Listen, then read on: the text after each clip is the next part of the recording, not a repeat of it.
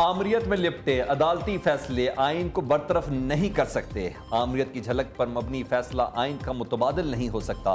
6 रुकनी bench के फैसले की कोई हैसियत नहीं। जस्टिस फायज ईसा ने हाफिज कुरान केस में तफसीली नोट जारी कर दिया। काजी फायज ईसा ने कहा, सुप्रीम कोर्ट के 29 मार्च के हुक्म को 6 रुकनी बेंच कलअदम नहीं कर सकता।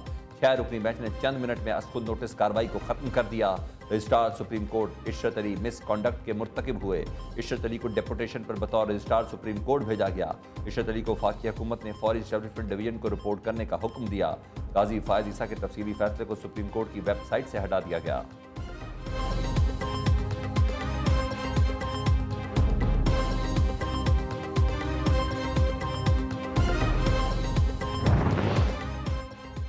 सुप्रीम कोर्ट में काजी फायज ईसा के खिलाफ क्यूरेटिव रिव्यू समात। चीफ जस्टिस पाकिस्तान 10 अप्रैल को इन चेंबर समात करेंगे। हुकूमत ने जस्टिस काजी फायज ईसा के खिलाफ क्यूरेटिव रिव्यू वापस लेने के लिए सुप्रीम कोर्ट से रुजू किया था।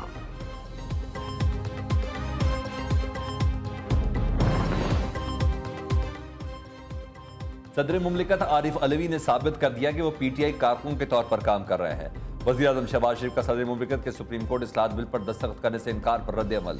सदर अलवी का पार्लियामेंट से मंशूरशुदा सुप्रीम कोर्ट बिल वापस करना अफसोसनाक है। सदर मुमलिकत का पीटीआई के कारकुन के तौर पर काम करना सदारती मनसब की तौहीन है। सदर मुमलिकत इमरान न्याज़ी की खातिर अपनी आईनी जिम्मेदारियों को नजरअंदाज कर रहे हैं।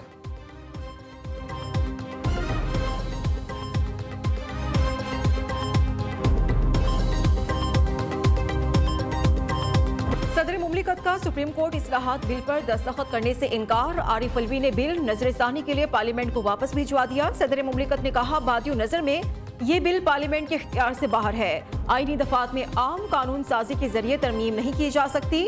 आर्टिकल 191 सुप्रीम कोर्ट को अदालती कार्रवाई और तरीकाकार रेगुलेट करने के लिए कवानीन बनाने का इख्तियार देता है। कवायद में छेड़छाड़ अदालती कार्रवाई में मुदाखलत है। बिल कानूनी तौर पर मसनूई और नाकाफी होने पर अदालत में चैलेंज किया जा सकता है। बिल की दुरुस्तगी के बारे में जांच पड़ताल पूरी करने और दोबारा गौर करने के लिए वापस करना मुनासिब है। 4th स्केड्यूल के तहत सुप्रीम कोर्ट को पार्लियामेंट के कानून साजी के इख्तियार से खारिज किया गया है।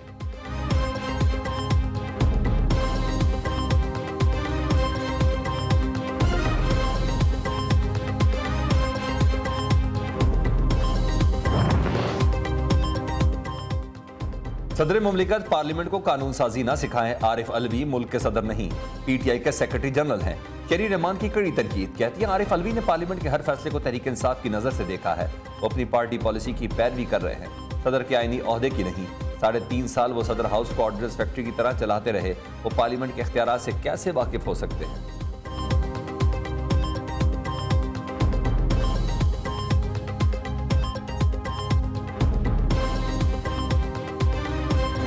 वज़ीर आज़म को मुस्ताफ़ी नहीं हो जाना चाहिए? ये किसकी वजह से पाकिस्तान 12 महीने हो गए हैं इस हालत में पहुंचा है? 42 लोगों ने वो रेजोल्यूशन साइन की। हमने कहा जी कि वो 42 लोगों के नाम पूछ लेते हैं कौन से। 42 में से 28 लोग जो हैं वो ख़वातीन हैं जो रिजर्व सीट्स में आई। आप मुझे बताइए कि ये रेजोल्यूशन लॉ मिनिस्टर ने क्यों नहीं साइन की, जो सबसे बड़ा इस वक्त पार्टा बना हुआ है चीफ जस्टिस के खिलाफ? ये मुझे बताएं, ये वज़ीर आज़म शहबाज शरीफ ने क्यों नहीं साइन की? ये राना तनवीर ने और ये जो जावेद लतीफ़ है, ये जो चमचे कड़चे हैं मेन, इन्होंने क्यों नहीं साइन की? ख्वाजा आसफ ने साइन क्यों नहीं की? सिर्फ इन्होंने अपने बैक बेंचर्स को ज़िबा करने के लिए उनके दस्तखत करवा दिए। सदर मुमलिकत ने बिल पार्लियामेंट भेजकर दुरुस्त फैसला किया है। मुसल्लह टोले को अदालती कवानीन से छेड़छाड़ महंगी पड़ेगी। फवाद चौधरी ने कहा है, चीफ जस्टिस से इस्तीफे का मुतालबा दूसरे मामलात से तवज्जो हटाने के लिए किया गया है। पीटीआई की रहनुमा का करारदाद लाने वालों के खिलाफ रेफरेंस दायर करने का ऐलान। कहा, मुज़ाकरात के 1 पॉइंट एजेंडे पर हुकूमत से मुज़ाकरात हो सकते हैं। पाकिस्तान को साजिश के तहत बहरानों में मुब्तला किया गया।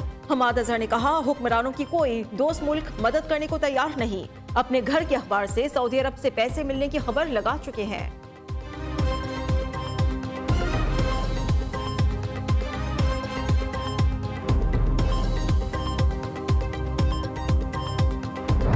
आपके किस हुक्म को कौन मानेगा और क्यों मानेगा? जब इतने सवालिया निशान आप लगा देंगे अपने इदारे के ऊपर।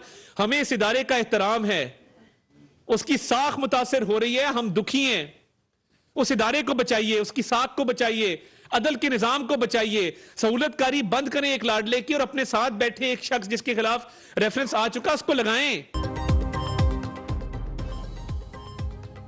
सदर ने बिल पर दस्तखत नहीं किया, हम इजलास से बिल मंजूर करा लेंगे। आरिफ अलवी के बिल पर दस्तखत ना करने के नुकात बेवजन हैं। लीगी रहनुमा अता तारड़ के जवाबी बार, कहा पार्लियामेंट सुप्रीम है, अदालत दखल नहीं दे सकती। तकसीम इतनी हो चुकी है कि फुल कोर्ट मीटिंग तक ना बुलाई जा सके। जस्टिस अतर मिनल्लाह के इख्तिलाफी नोट ने कई सवालात उठा दिए। चाहिए तो यह था कि फुल कोर्ट इजलास बुलाकर आपस में इत्तेहाद का पैगाम दिया जाता। जावेद लतीफ बोले, आइन को रीराइट करके लाडले को दोबारा लाने की कोशिशें हो रही हैं। इमरानी फितने को सहूलत देने के लिए नया नजरिया बनाया जा रहा है। इलेक्शन की जल्दी इसलिए है कि कहीं सादिक और अमीन का निकाब ना उतर जाए।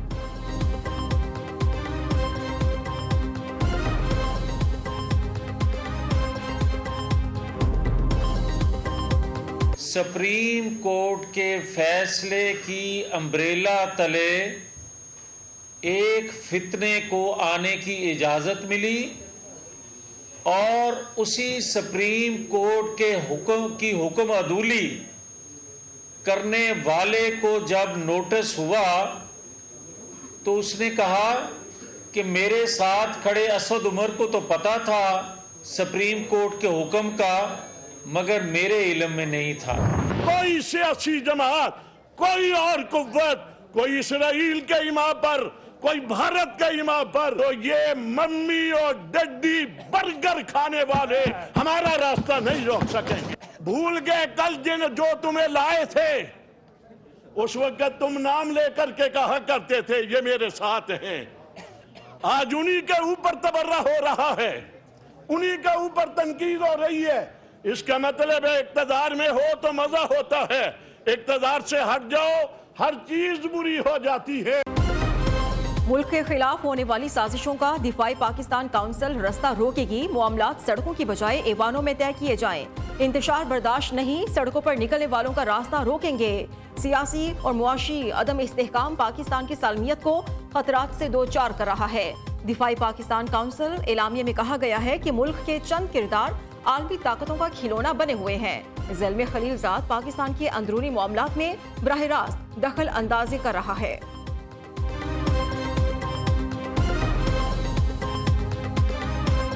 बड़ी हैरानगी की बात है कि कोई कह रहा है कि जी मुझे IMF ने मना कर दिया जाने से। IMF मुझे मना नहीं कर सकता जाने से। पाकिस्तान एक मुल्क है और पाकिस्तान वर्ल्ड बैंक IMF का एक मेंबर है, एक बेकारी नहीं है। और पाकिस्तान के डेलीगेशन को कोई मना नहीं कर सकता। वर्ल्ड बैंक IMF की जो मीटिंग्स हैं जहां मेरी ज़रूरत है वो हम वर्चुअल मीटिंग्स के जरिए मैं इस्लामाबाद से ज्वाइन कर रहा हूं। पाकिस्तान IMF और वर्ल्ड बैंक का मेंबर है, कोई भिखारी नहीं। अमेरिका में होने वाली मीटिंग्स में वर्चुअल शिरकत करूंगा। इसहाक डार कहते हैं मुझे IMF मना नहीं कर सकता। अप्रैल में स्प्रिंग्स और सालाना मीटिंग्स होती हैं। दौरा अमेरिका वज़ीर-ए-आज़म की हिदायत पर मुलतवी किया है। मुआशी हालात के बावजूद एक भी बैनुल-अक़वामी अदायगी में ताख़ीर नहीं की। आलमी मालियाती इदारे के तमाम सवालों का तसल्ली बख्श जवाब दिया है। IMF से स्टाफ लेवल मुआहदा होने वाला है। दोस्त मुल्क $2 अरब अदायगी की तस्दीक कर चुका, $1 अरब की बाकी है।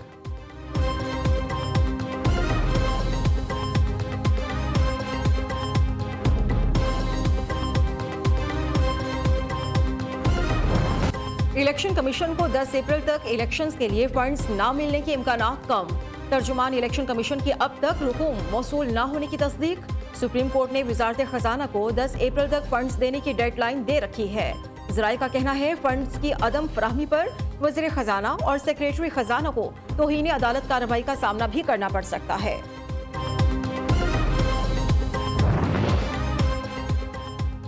अली अमीन गंडापुर इस्लामाबाद पुलिस के हवाले। डेरा इस्माइल खान की मकामी अदालत ने राहदारी रिमांड मंजूर कर लिया। PTI ने धमकियां में ऑडियो जारी की थी जिस पर उनके खिलाफ मुकदमा दर्ज किया गया था।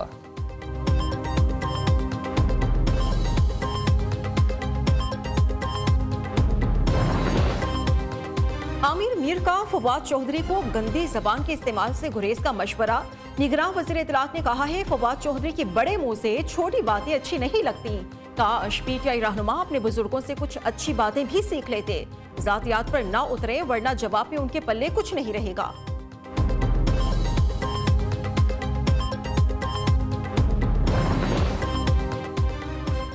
चीफ जस्टिस से इस्तीफा मांगने से पहले हुकूमत अपने गरीबान में जाके चीफ जस्टिस ने आइन की पासदारी की, वो क्यों इस्तीफा दें? चौधरी परवेज इलाही कहते हैं कि हमारे इदारे इतने कमजोर नहीं कि एक सूबाई इलेक्शन में सिक्योरिटी न दे सके।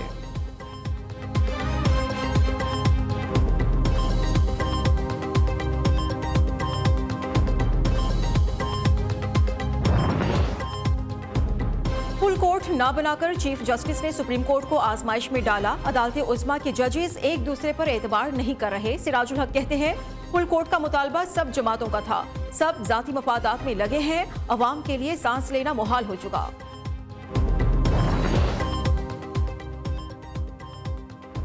वज़ीर आज़म शहबाज शरीफ का तारीखदान एलिस्टर लैम्ब को खराज अकीदत। कहते हैं कि एलिस्टर लैम्ब ने अपनी तहकीकाती कुतुब में मसला कश्मीर को उजागर किया। एलिस्टर ने मसला कश्मीर पर भारतीय झूठ और प्रोपेगेंडे को बेनकाब किया। मोदी सरकार के नहते कश्मीर पर जारी मजालिम पर दुनिया के सामने खामोशी तोड़ी।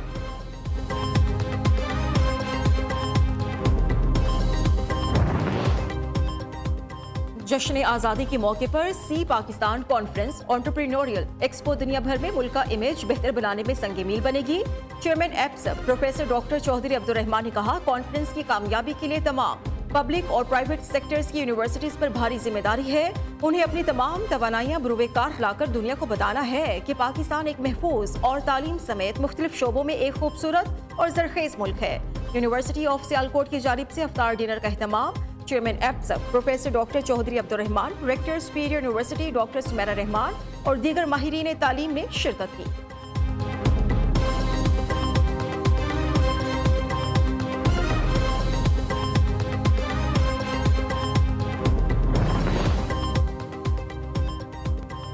कराची का Orangi town sector 14 Bhashani bakery के करीब मोटरसाइकिल सवार फैमिली गटर में जा गिरी। मर्द और खातून जाम भाग। लाशों को शहीद अब्बासी अस्पताल मुंतकिल कर दिया गया। मीठी चीनी की कड़वी कीमतें। मुल्क भर में चीनी माफिया ने एक बार फिर काम दिखा दिया। लाहौर में चीनी की कीमत 10 रोज में 20 से 25 रुपए बढ़ गई। बाजारों में चीनी 135 रुपए फी किलो तक फरोख्त होने लगी। कराची, पेशावर, कोयटा समेत कई शहरों में चीनी की फी किलो कीमत 130 रुपए तक जा पहुंची।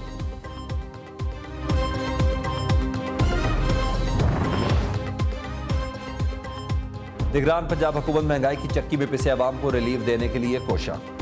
पंजाब में मुफ्त आटा स्कीम के तहत अब तक 3,50,91,000 थैले मुस्तकीन में तकसीम किए जा चुके। तर्जुमान पंजाब हुकूमत का कहना है कि आज 4,05,950 आटे के थैले तकसीम किए जाएंगे। पंजाब में कायम मकाम आटा तकसीम मराकज से मुफ्त आटे की सप्लाई बिला तात्तुल जारी है।